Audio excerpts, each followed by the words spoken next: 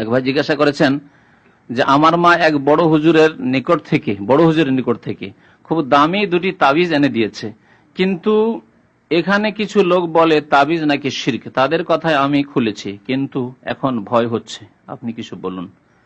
দেখেন, নবী করিম সাল্লাল্লাহু আলাইহি ওয়াসাল্লাম বলেছেন আত-তামাইমু শিরকুন, তাবিজ হচ্ছে শিরক। এটি আল্লাহর নবীর কথা, কোন আলেমের ফতুয়া নয়। ফতুয়া হইলে ভাবতেন যে হতে পারে মানুষের মত ভুল হতে পারে। এটি কার কথা? নবী সাল্লাল্লাহু আলাইহি ওয়াসাল্লামের কথা। আচ্ছা, যদি কেউ বলে যে তাবিজ যাতে শিরক থাকবে সেটি শিরক, যেটা কোরআনের দোয়া দিয়ে করব, কোরআনের সূরা দিয়ে করব, অথবা নবী হাদিসের দোয়া দিয়ে করব। নবী সাল্লাল্লাহু আলাইহি ওয়াসাল্লাম যদি পার্থক্য থাকতো তাহলে পার্থক্য করে বলতেন যে দেখো তোমরা কোরআন হাদিসের দোয়া দিয়ে করিও, তাবিজ করিও, অসুবিধা নেই। আর শিরকি কথা দিয়ে বা বোধগম্য যে সব শব্দ নয়, বাক্য নয়, সেগুলি দিয়ে করিও না, ভেঙে বলতেন। কারণ তিনি আল্লাহর পক্ষ থেকে শরীয়ত পৌঁছানোর এই ফরজ দায়িত্ব পালনের জন্য এসেছিলেন, তিনি এই পার্থক্যের সাথে বর্ণনা করেননি। সুতরাং তাবিজ যে কোন রকম হোক না কেন, আল্লাহ নবী বলেছেন শিরক, সুতরাং শিরক। কি রকম শিরক? পূজার শিরক নয়, সেজদা করার শিরক নয়, তাবিজকে কেউ সেজদা করে না, কিন্তু ভরসার শিরক। আল্লাহর উপর ভরসা করতে হবে, আস্থা করতে হবে। আস্থা পুরোপুরি হয়ে গেছে তাবিজের উপর। তাবিজ আছে, আমাকে জাদু লাগবে না, ঠিক না? তাবিজ আছে, কোন পরে অনেক কোন জিন আমাকে স্পর্শ করতে পারবে না। মনে বল কি জন্য? এই তাবিজের পুরোপুরি বল হচ্ছে এই তাবিজের উপর। তাবিজ আছে, যদি তাবিজ না, এই যে মন খুব দুর্বল হয়ে পড়েছে, ভয় লাগছে, কেন? আস্থা হারা হয়ে গেছেন। আস্থা ছিল কিসের উপর? তাবিজের উপর। তাহলে আল্লাহর উপর আস্থা না হয়ে তাবিজের উপর আস্থা হওয়া, এর নাম কি? সে কোরআনে সূরা দিয়ে তাবিজ হোক, আর দোয়া দিয়ে তাবিজ হোক, আর গাছগাছড়া দিয়ে তাবিজ হোক, আর অন্য কোন শিরকি কলিমা দিয়ে তাবিজ হোক, আস্থা তো তাবিজের উপর।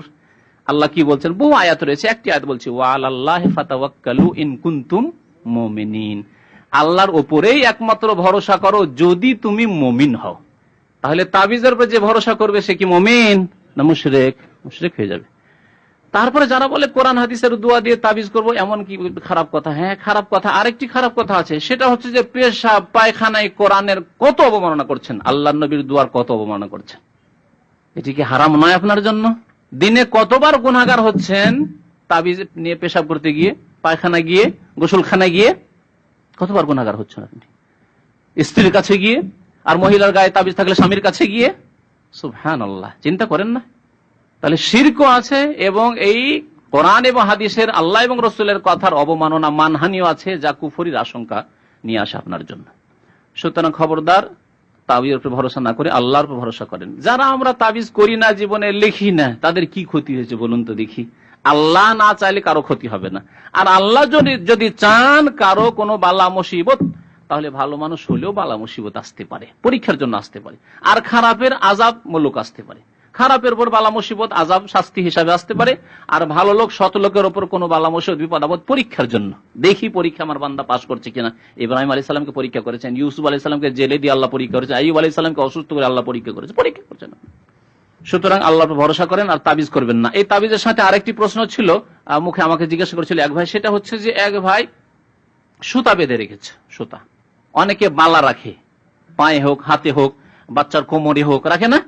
কালো হোক আর সাদাই হোক, যাই হোক না কেন, নবী করিম সাল্লাল্লাহু আলাইহি ওয়াসাল্লাম নিষেধ করেছেন। একজনের হাতে খেত, মানে ওই তাকা সুতা বাঁধা ছিল। জিজ্ঞাসা করলেন যে কি ব্যাপার? বলছে মিনাল ওয়াহেনা, আমার দুর্বলতা বা আমার এক রোগ আছে, সেই রোগের কারণে, রোগ থেকে আত্মরক্ষার জন্য সুতা বেঁধে রেখেছে, তাকা বেঁধে রেখেছে। নবী সাল্লাল্লাহু আলাইহি ওয়াসাল্লাম বললেন ফাইন্নাহু লা ইয়াজিদুকা ইল্লা ওয়াহনা, আরো বেশি তোমার রোগ বৃদ্ধি করবে, এই সুতাতে তোমার রোগ আরো বৃদ্ধি করবে। এক মনের রোগ, ওয়াসওয়াসা, মনের দুর্বলতা, যে সুতা যদি বাই চান্সে ছিঁড়ে যায়, পড়ে যায়, তাহলে বিপদ হবে।